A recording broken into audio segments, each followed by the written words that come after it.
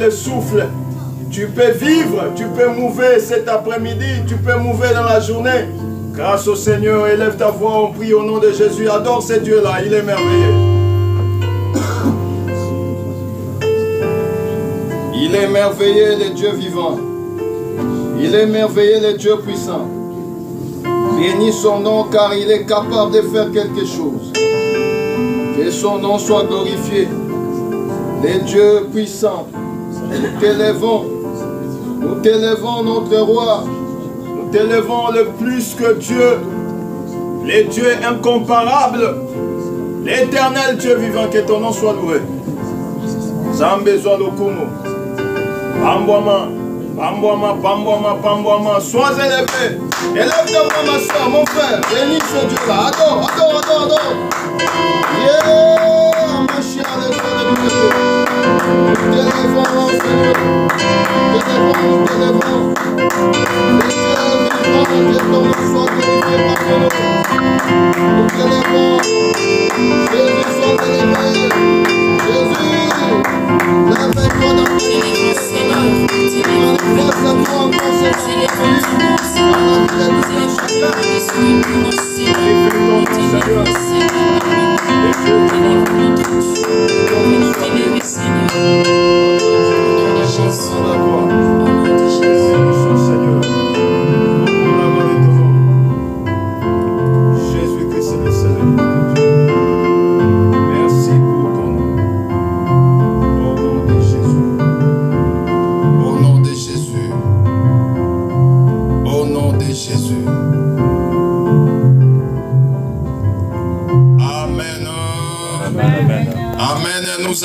Jésus et nous poussons les cris de joie. Nous poussons les cris de joie. Est-ce qu'il y a un chrétien qui est vivant ici, un saint qui est vivant? Si tu es vivant, manifeste-la par ta voix, par des acclamations. Je vois qu'il y a des morts ici. S'il y a quelqu'un qui est vivant, on ne peut pas acclamer comme on acclame là. Vous savez, il y a des gens qui cherchent même à acclamer comme toi. Mais le Seigneur t'a donné la capacité de quitter ta maison, à prendre les trains ou ta voiture, à arriver jusqu'à ces lieux. C'est une grâce. C'est pourquoi s'il y a quelqu'un qui est vivant, on manifeste cela par les acclamations, les cris de joie. Par les acclamations, les cris de joie. Il est vivant, il est vivant. Le Seigneur est vivant. Amen. Amen. Vous savez, moi, je suis très heureux quand je suis devant le Seigneur. Amen. Je sais que nombreux cherchent même à avoir cette capacité-là. Si tu sillonnes les hôpitaux, tu verras les cas graves. Quand tu regardes, tu dis, hé, moi si je suis même comme ça, je dois louer le Seigneur. Amen. Amen, amen. On va louer le Seigneur pendant quelques minutes, ensuite on va passer par la parole. Kolon Zambe nanguya. Kolon Zambe toyembe liolelo. Kolon Zambe lokumwe songana yo. Kolon Zambe nanguya. Acclamez, acclamez, acclamez, acclamez, acclamez, acclamez. Oh Kolon Zambe nanguya. Kolon Zambe toyembe liolelo. Kolon Zambe lokumwe songana yo. Kana yembe li mokunzi Zambe nanga nalo yembo. Alléluia kembo kembo. Sana na Yahweh. Kembo kembo. Oh Kolon Zambe nanguya. Kolon Zambe lokumwe songaya yo. Kolon Zambe totombo liolelo. Kana yembe li mokonzi Zambe nanga nalo yembo. Alléluia kembo kembo. Osana na Yahweh. Kembo kembo. Oh Kolon Zambe nanguya. Kolon Zambe lokumwe songana yo. Kolon Zambe totombo liolelo. Kana yembe li mokonzi Zambe nanga na maboko. Alléluia kembo kembo. Osana na Yahweh. Kembo kembo. Alléluia, alléluia, alléluia na Yoshua. Alléluia, alléluia, alléluia, alléluia, alléluia na mokonzi. Alléluia. Oh kana yembe li mokonzi Zambe nanga. Alléluia. Oh kembo. Osana na Yahweh.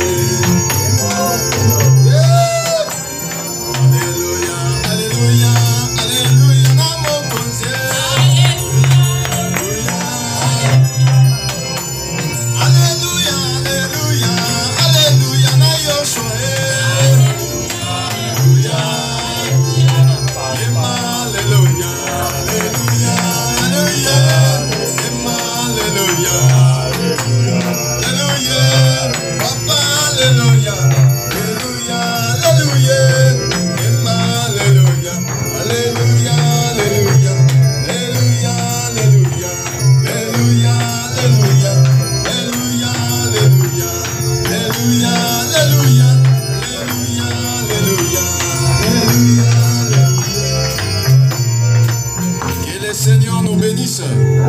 Là maintenant ça va quand même. Amen, hein? Amen. Maintenant avec la parole ça va très bien aller parce que le Seigneur qui parle maintenant. Amen. Amen. On nous prend vite la parole dans le livre de Genèse 38.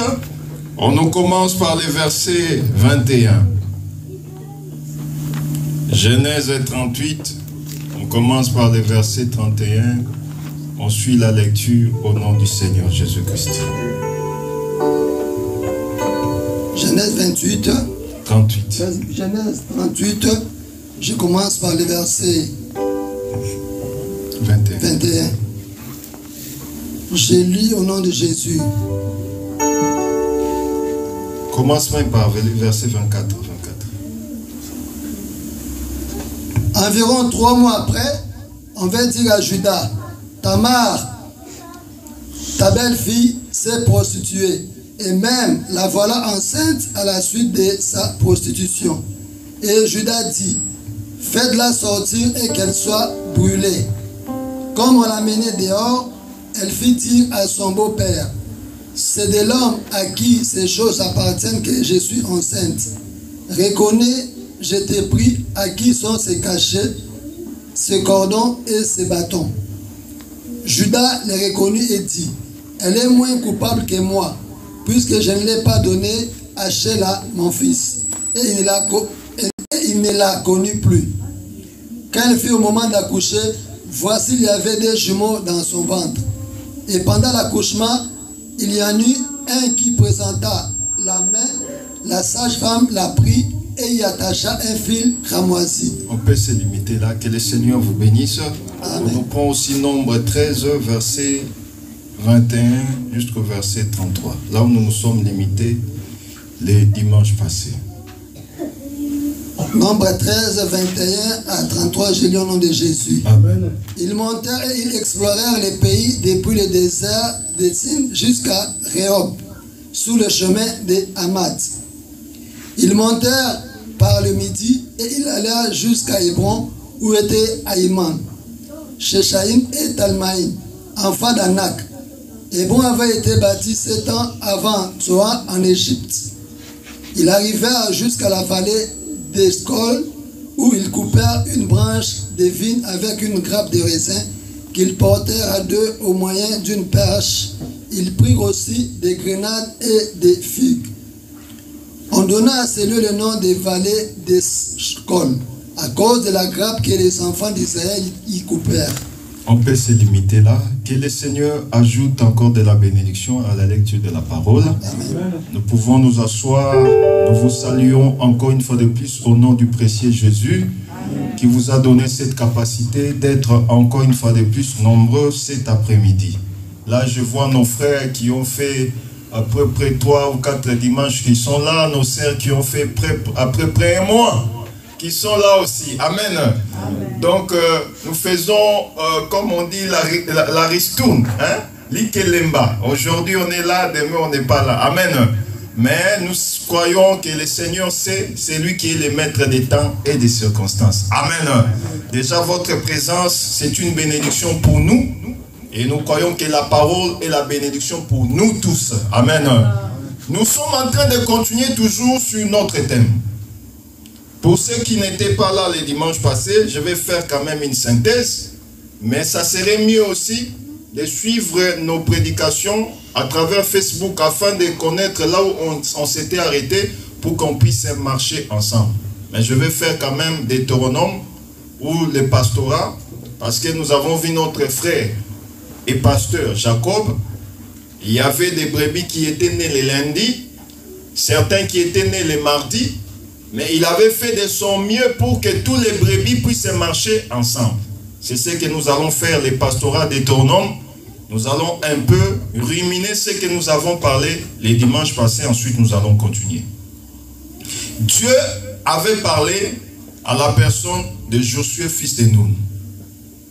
Personne ne tiendra devant toi, nul ne tiendra devant toi, tant que tu vivras. Et cette promesse était donnée à cette personne qui était réellement Josué. Mais nous avons vu que le nom de Josué était Osée, fils de Nun. C'est la personne de Moïse qui a donné à Josué le nom de Josué. Alors, la promesse était que Israël devait marcher jusqu'à arriver à Canaan. L'objectif d'Israël était qu'un jour, ils pourront habiter à Canaan. Mais pour arriver jusqu'à Canaan, il y a des peuples qui sont dans les chemins. il y a des peuples barbares, il y a des peuples qui ne connaissent pas les dieux véritables que Israël servait. Alors, tout ce qu'ils pouvaient faire, c'était pour mettre les bâtons dans les roues auprès de la personne, auprès des enfants d'Israël. Ainsi, nous avons dit ceci. Nous avons pris réellement plusieurs exemples où nous avons réellement pris la personne de Noé. Nous avons dit que Noé, quand l'Éternel a parlé à Noé, il lui a dit de faire l'arche. Et toutes les personnes, toute la race humaine devait se réfugier dans l'arche. Mais Noé avait prononcé la parole ou évangélisé, mais il n'y avait que sa famille qui était sauvée. Shalom l'église. On a un peu de problème avec les micros, essayez un peu de voir.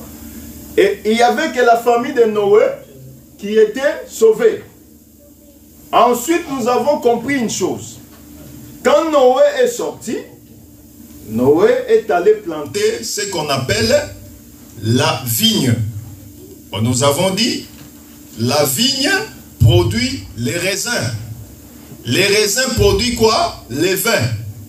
Donc, la vigne a produit les raisins. Et Noé a pressé les raisins. Il s'était en fait le vin et il a bu. Il est devenu nu. En devenant nu, son fils, Cham ou Cam, a vu sa nudité. Et quand il a vu sa nudité, il a parlé à ses frères. Ses frères sont venus. Au lieu de voir la nudité de leur papa, ils ont couvert l'habit et ils sont allés les garder à la maison pour qu'ils puissent s'endormir. En se levant, on lui a raconté qu'est-ce qui s'était passé. Mais l'Écriture nous dit, au lieu que Noé maudisse la personne de Cam ou de Cham, mais il a maudit les enfants, l'enfant qui est Canaan. Or, tout à l'heure, nous avons dit qu'Israël avait la pensée, l'objectif d'arriver où? À Canaan. Et Dieu a dit à Abraham, je te donnerai un pays. Et le pays en soi, c'était Canaan. Joseph est arrivé en Égypte, malgré qu'il avait traîné en Égypte. Avant qu'il décède, il dit à Israël, les jours où je mourrai, vous allez prendre mon corps, vous allez m'enterrer dans Canaan, le pays que l'Éternel a promis à mes pères. Voyez-vous? Donc Canaan, c'est l'objectif de tout enfant de Dieu. Or, aujourd'hui, nous actualisons pour dire, Canaan, c'est la vie éternelle. Canaan, c'est le paradis. Canaan, c'est là où nous pensons partir. Mais nous ne partirons pas à Canaan sans réellement voir tout ce qui se passe aujourd'hui ici, sur la terre. Parce que notre marche, c'est vers Canaan. Mais il y a des peuples qui empêchent. Il y a des histoires qui nous empêchent d'arriver à Canaan. Mais nous devons savoir que comme la promesse a été donnée, nul ne tiendra devant toi tant que tu vivras. C'est-à-dire, cette promesse est liée avec nous. Malgré tout ce que nous pouvons faire face dans notre vie, nous savons que nous allons arriver où? À Canaan. C'est ça la prédication. C'est ça même l'objectif final de tout enfant de Dieu. On ne prie pas pour prier. On ne prie pas pour une formalité. Mais nous devons savoir que l'Écriture dit, le frère Paul dira, l'athlète ne peut pas courir, il ne peut pas être couronné s'il n'a pas couru selon les normes, selon les principes. Oh, notre couronne, c'est la vie éternelle. Alors, pour maintenant courir, il faut courir selon les normes. Or, Noé a commencé à prononcer la parole. Il donnait les normes, la procédure à suivre. Venez ici, entrez dans l'arche. Or, l'arche véritable, c'est qui? C'est le Seigneur Jésus-Christ. Quiconque est dans l'arche, la tempête, les vents, la pluie, peut réellement tomber, mais ça ne pourra pas t'atteindre parce que tu es protégé dans l'arche. Or, la parole nous dit, nos vies sont cachées en Jésus-Christ dans les lieux célestes. C'est-à-dire, malgré que nous sommes sur la terre, mais nous marchons comme des hommes célestes, des hommes puissants. Or, tout ce qui peut faire face contre nous ne pourra jamais nous atteindre. Est-ce que vous voyez la chose? Amen. La maladie peut venir. Ça peut t'affaiblir sur le plan charnel, mais ça ne pourra jamais triompher ton esprit, car tu es un esprit qui vit dans un corps. Mais tu n'es pas ce qu'on voit, mais tu es ce qui est dedans. Oh, Job a dit en réalité, c'est dans l'homme, c'est quoi? L'esprit. C'est-à-dire, toi qui es là, même si tu peux t'affaiblir par la maladie, les gens te voient, ah, oh, ils te nomment même, parce qu'aujourd'hui, il y a des gens, vous savez, les hommes, ils définissent. Quand ils voient déjà quelqu'un maigri, ils disent, oh, agnatimine. Alléluia. Amen. Donc, pour dire, ils disent que tu as le sida. Celui-là, ah, ça c'est plus que le Covid. Même si les médecins te disent qu'il te reste 3 jours pour mourir, les paroles du médecin, ce n'est pas les paroles de Dieu. Amen. Le médecin, c'est un homme comme toi. Il a étudié, je ne sais, à Sorbonne. Ce que lui dit, ce n'est pas ce que Dieu dit. Toi, fie-toi à ce que l'Éternel a dit. L'Éternel a dit, nul ne tiendra devant toi tant que tu vivras. La maladie, c'est dans le nul là. C'est-à-dire, cette maladie est incapable de triompher devant toi. Toi, tu dois connaître, médecin. Si c'est moi, je vais dire, médecin, tu mens. Médecin, tu mens parce que toi, tu es un homme comme moi. Toi aussi, tu tombes malade. Toi aussi, tu peux dormir sur ce lit d'hôpital. Mais moi, je connais quelqu'un auquel toutes les maladies sont impuissantes devant lui, c'est le Seigneur Jésus-Christ. Même la mort devant Jésus, la mort était incapable. On a crié, ô mort, où est ton aiguillon? Car l'aiguillon de la mort a été vaincu. C'est pourquoi je vous amène à comprendre ces choses. Que rien, même si les sorciers s'alignent, ils font je ne sais quoi, des ligues contre toi, ils ne feront rien parce que tu n'es pas comme eux. Toi, tu es quelqu'un qui est caché dans l'arche. Et dans l'arche, on ne peut pas te toucher. Alors, nous avons dit ceci, que Noé, en se réveillant, Noé a maudit Canaan. Canaan, c'était le 4e enfant de Cam. Il y avait Pout, Couche, il y avait Misraïm et il y avait Canaan. Ce sont les 4 enfants de Cham, autrement appelés Cam. Pout, Couche, Misraïm et Canaan qui était le 4e fils. Alors nous avons dit, dans la personne de Cam, il y avait déjà Israël, parce que Misraïm, c'est Égypte.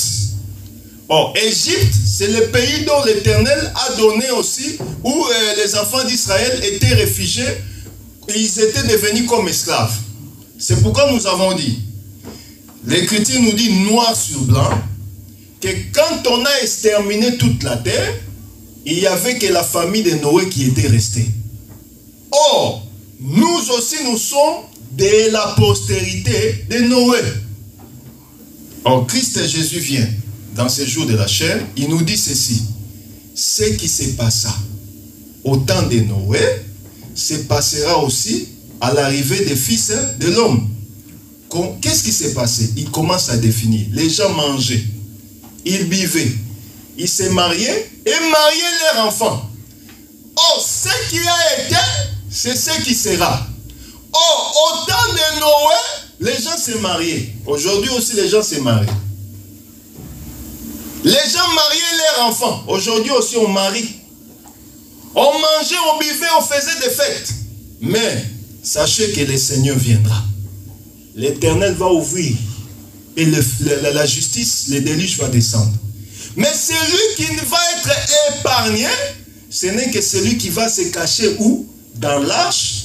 Ce n'est pas l'arche de Noé, mais c'est Jésus-Christ qui est le véritable arche.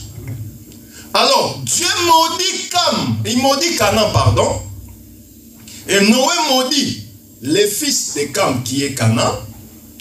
Alors, nous avons expliqué que Canaan, c'est quoi? La terre promise, n'est-ce pas? Parce que la terre promise, nous avons lu tout à l'heure, dans le livre de Nombres 13, Israël, avant d'entrer dans Canaan, on a envoyé des espions pour aller vérifier. C'est là où nous nous sommes limités les dimanches passés. Ils sont arrivés dans Canaan, ils ont vu des géants. Je vais juste passer par là vite fait, ensuite nous allons continuer. Oh, arrivé à Canaan, les espions ont remarqué qu'il y avait des géants.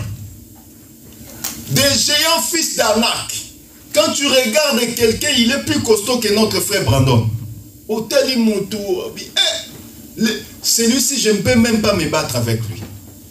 Alors, j'aimerais t'exhorter, frères et sœurs, que Dieu peut te donner une victoire, une bénédiction. Mais quand tu regardes selon l'œil physique, ça peut te faire peur. Est-ce que je me fais comprendre? On a donné à Israël le pays. Ils sont allés vérifier. Mais arrivés là-bas, ils ont trouvé des géants. Parce que eux, ils étaient petits. Parce que quand les espions sont en train d'expliquer, ils ont dit que en regardant ces gens, ils sont géants. Nous sommes nuls devant eux.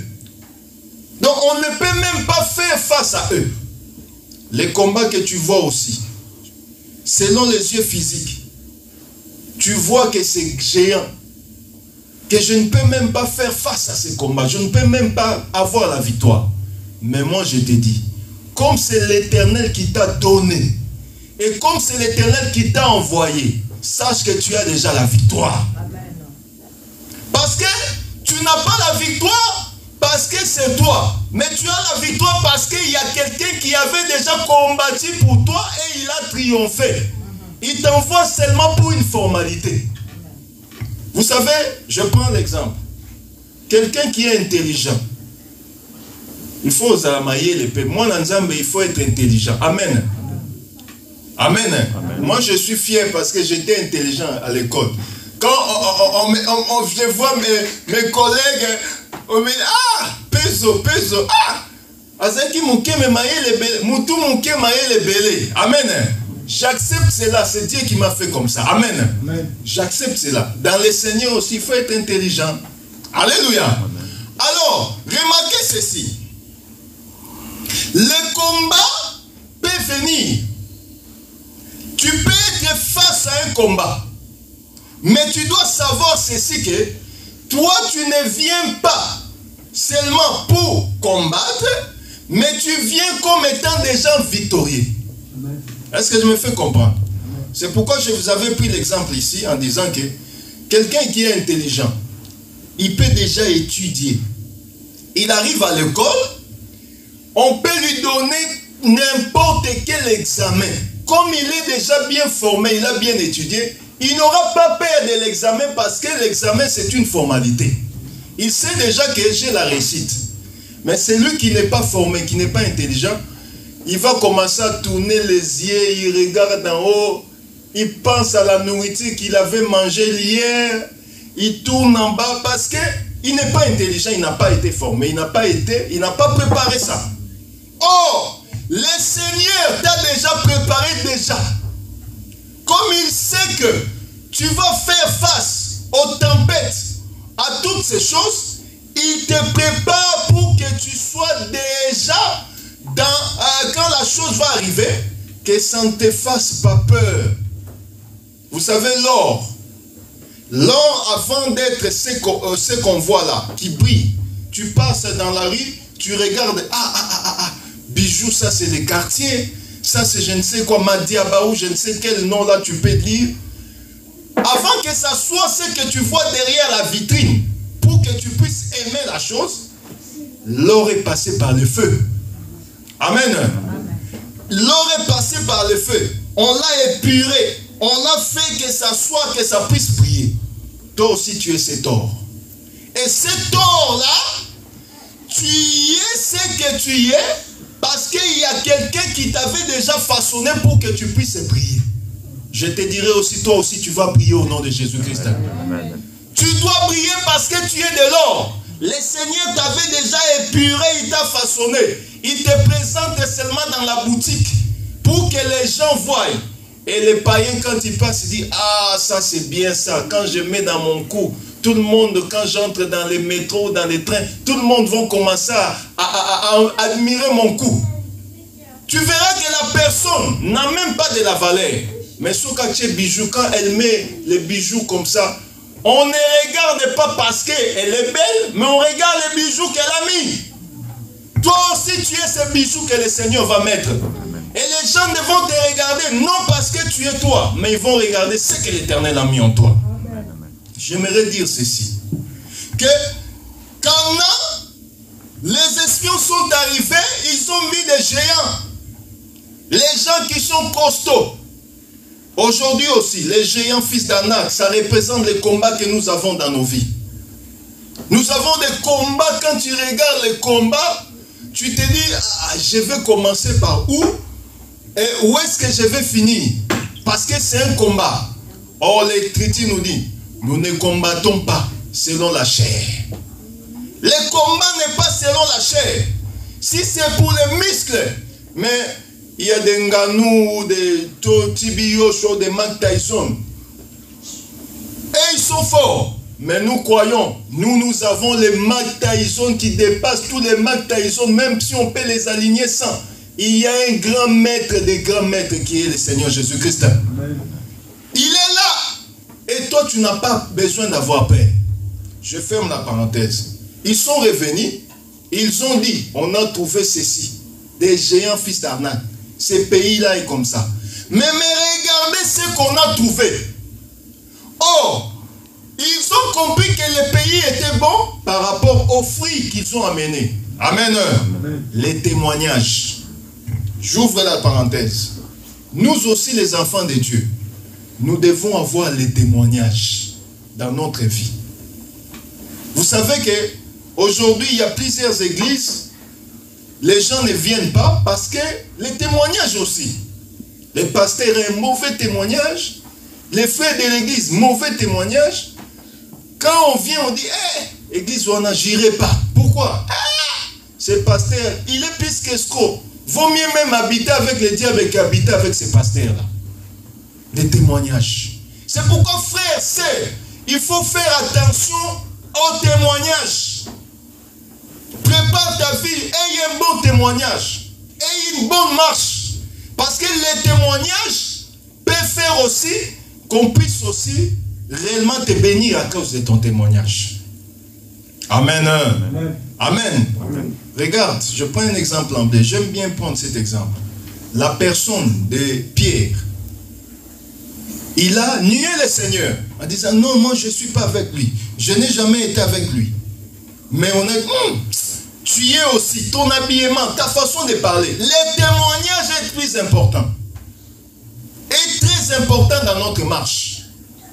Je ferme la parenthèse. Ils ont présenté trois choses. La figue, les raisins et la grenade. Alors, c'est ainsi, nous avons pris le livre de Genèse 38, où nous avons aussi vu une femme qui était la personne de Tamar. Tamar était une femme qui avait épousé ce qu'on appelle les enfants de Juda. Ils sont décédés. Et nous avons dit ceci que Tamar a vu que comme on ne lui donnait pas un mari, Tamar s'est déguisée en prostituée. Nous avons bien dit qu'elle s'est déguisée. Elle n'était pas prostituée, mais elle s'est déguisée en prostituée. C'est-à-dire, elle a fait semblant d'être une prostituée. Et son beau-père est venu accoucher avec lui, avec elle, et elle était devenue enceinte. On est venu raconter au beau-père que ta belle-fille Tamar est devenue enceinte. Le beau-père a demandé qu'on puisse brûler la femme. Mais en venant pour la brûler, Tamar dit ceci: ne me brûlez pas, parce que cette grossesse appartient à quelqu'un. Est-ce que vous voyez la chose? Vous voyez la chose? Est-ce que vous voyez la chose? Cette grossesse appartient à quelqu'un. Nous allons entrer un peu pour ouvrir la parenthèse pour dire ceci que nous étant réellement des Tamar, nous devons avoir la grossesse de notre mari. Or la grossesse c'est la sémence, c'est la parole. Tout enfant de Dieu doit avoir la sémence de la parole. Car la parole produit la parole. Quand tu as la sémence qui est la parole, tu produiras les œuvres de la parole. Or, Tamar dit ceci que les cordons, les seaux et les cachets, c'est ça? Ce sont les trois choses qui appartiennent aux propriétaires de cette grossesse. Amen. Mais aujourd'hui, nous devons un peu comprendre par la grâce du Seigneur quelles sont ces trois choses. Nous sommes allés vite dans les livres des Nombres. Nous avons vu que les espions ont amené quoi? Trois choses. Et là aussi, Tamar a ramené trois choses. Ainsi, nous devons comprendre ceci que on n'a pas pu toucher à Tamar parce que Tamar avait présenté ces trois choses. Or, là-bas aussi, les gens ont cru que Canaan était un bon pays parce qu'ils avaient présenté ces trois choses. Est-ce que vous voyez la chose? On a cru aux espions parce qu'ils ont amené les trois témoignages. Ils ont amené la grenade, ils ont amené les raisins et ils ont amené la figue. Ici, nous voyons les cordons, les bâtons et les seaux. Or, sans ces trois choses, on ne peut pas réellement voir la gloire de Dieu. C'est pourquoi nous allons vite prendre l'écriture. Je prie au bien-aimé, notre bien-aimé Papa James, de nous prendre les livres de 1 Corinthiens 13, verset 13. 1 Corinthiens chapitre 13, j'ai lu au nom de Jésus. Amen. Maintenant donc, ces trois choses.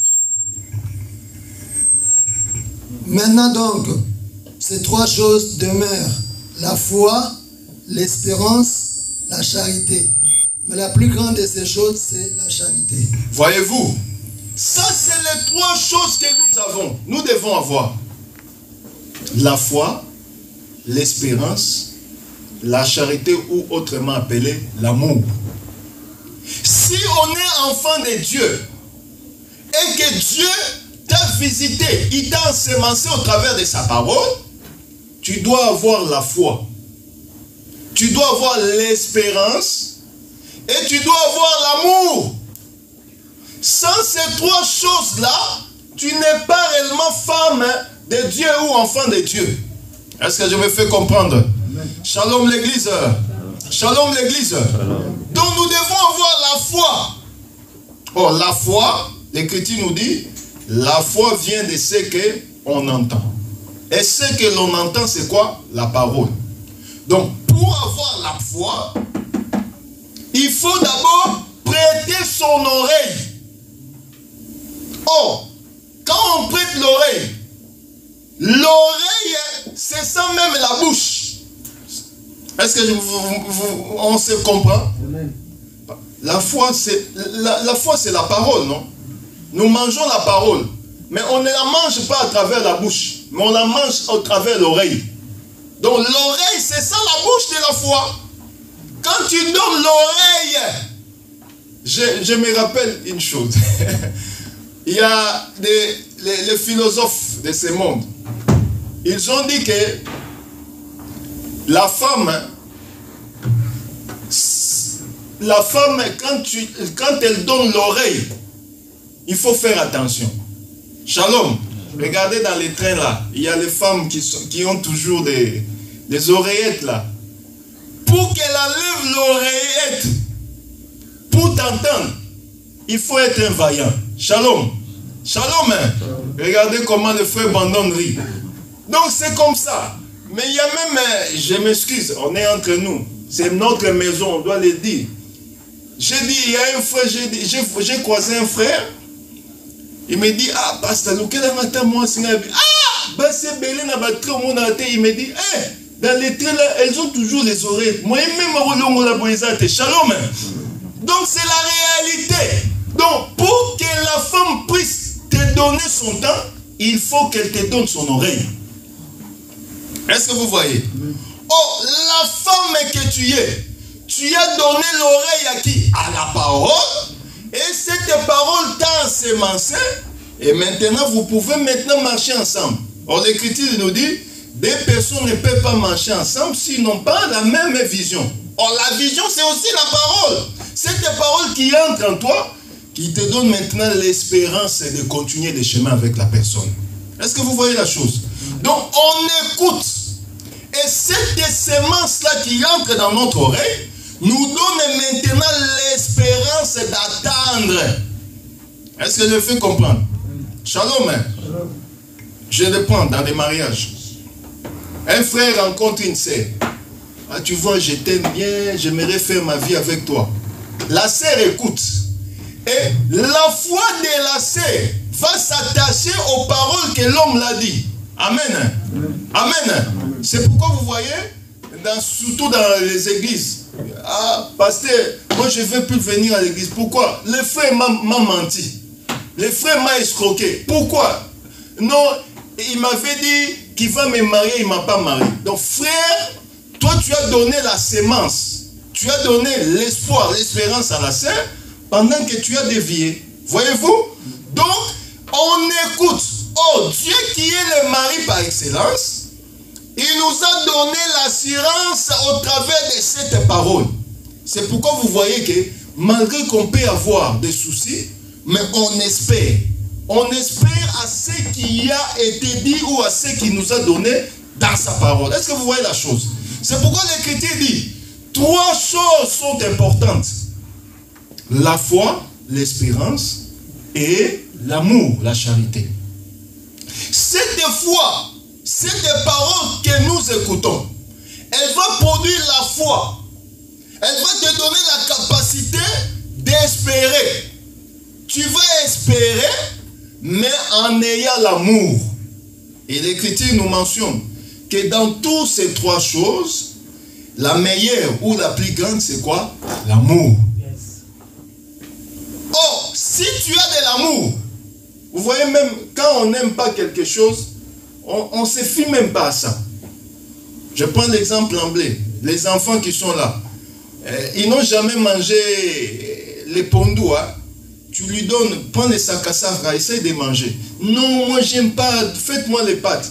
Tu lui dis, essaye seulement de manger. Quand il essaie, c'est bon. Mais tu n'as pas essayé.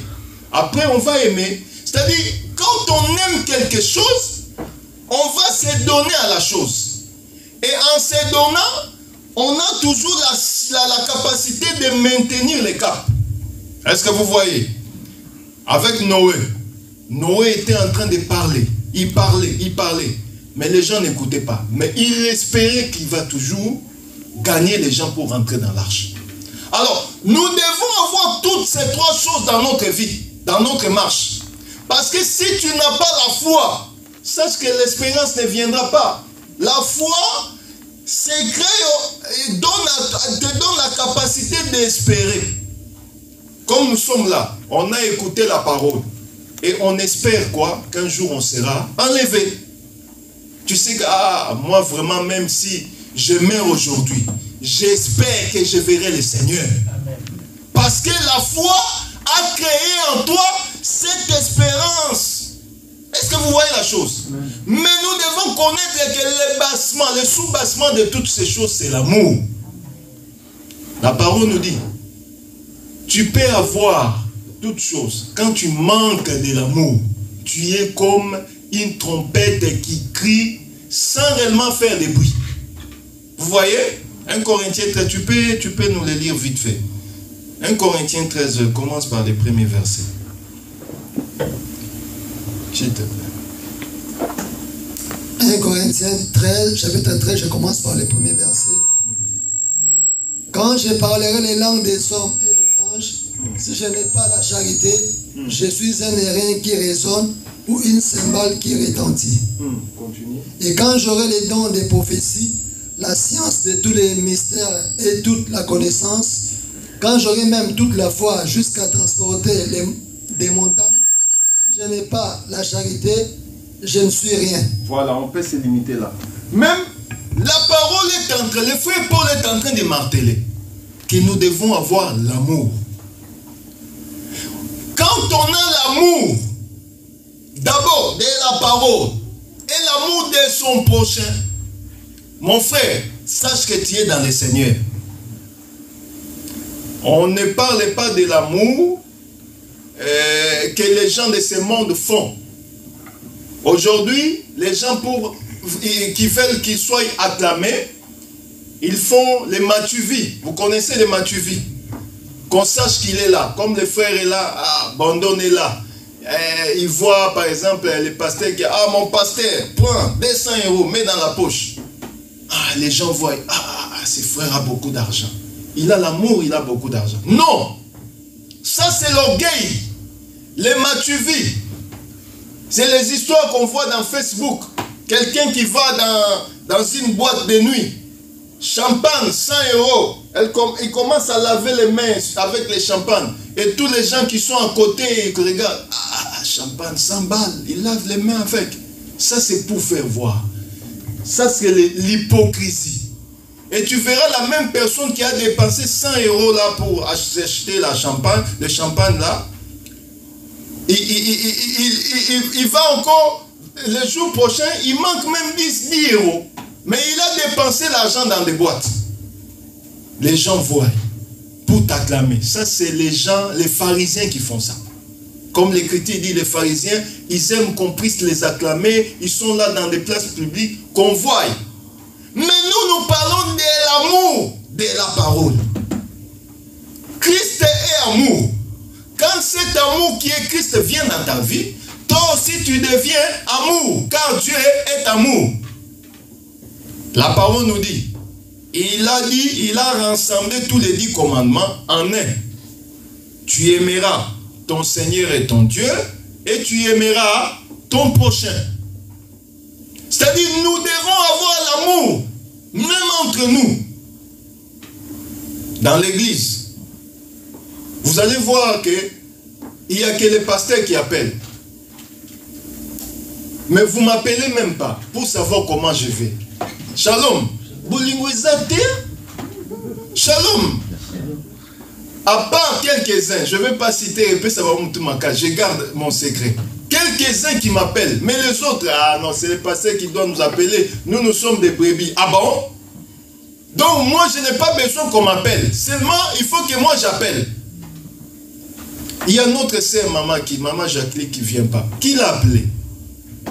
Il faut appeler. Prendre les nids. Ce n'est pas seulement le travail du pasteur qu'il faut appeler, ou frère papa Robert, ou je sais, papa James, appeler. Non, vous tous, vous devez savoir. Shalom l'église.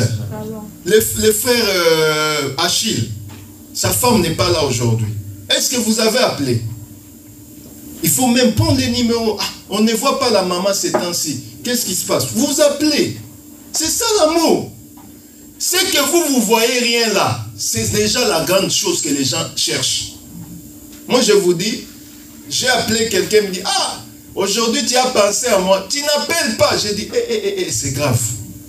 Donc, moi, je vois que si je n'appelle pas, c'est peut-être rien, mais pourtant la personne a besoin qu'on l'appelle aussi. Nous sommes dans un pays, excusez-moi, où il y a trop de stress. Quelqu'un peut tourner la tête, il regarde le plafond, il regarde la terre, il regarde. Et le Congo l'appelle, j'ai besoin d'argent. Ça lui tourne la tête.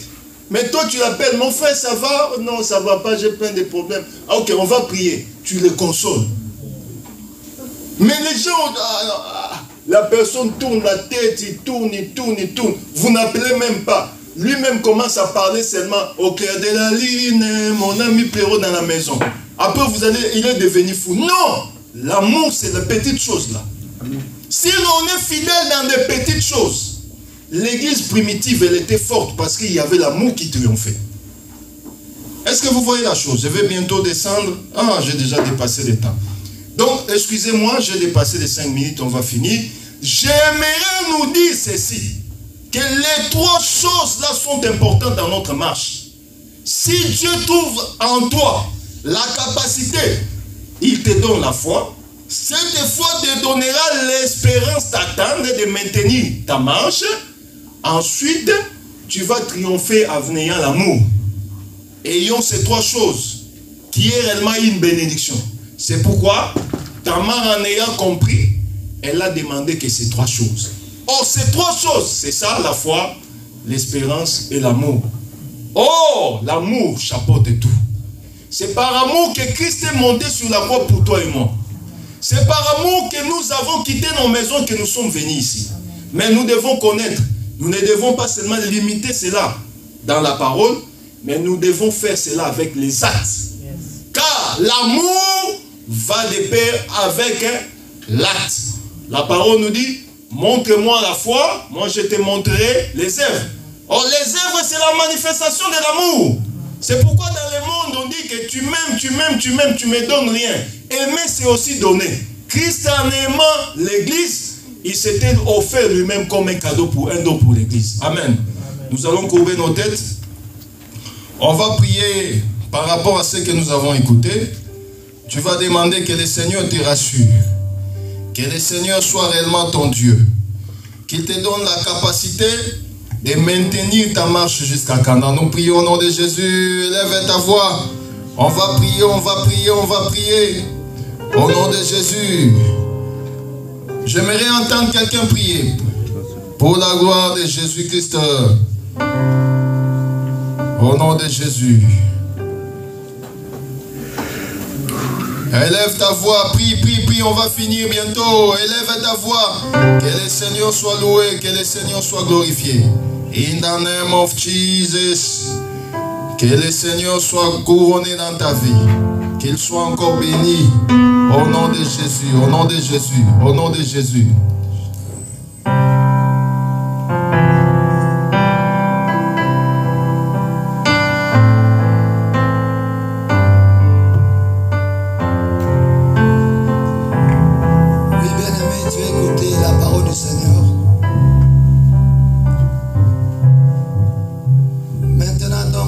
Chose demeure la foi, l'espérance, la charité. Que ce Dieu nous aide. Prie que ce Dieu t'aide. Qui t'accorde la foi, l'espérance et la charité. Nous te disons merci Seigneur Dieu de gloire. Toi qui es notre Dieu, notre Seigneur. Aide-moi Seigneur Dieu de gloire.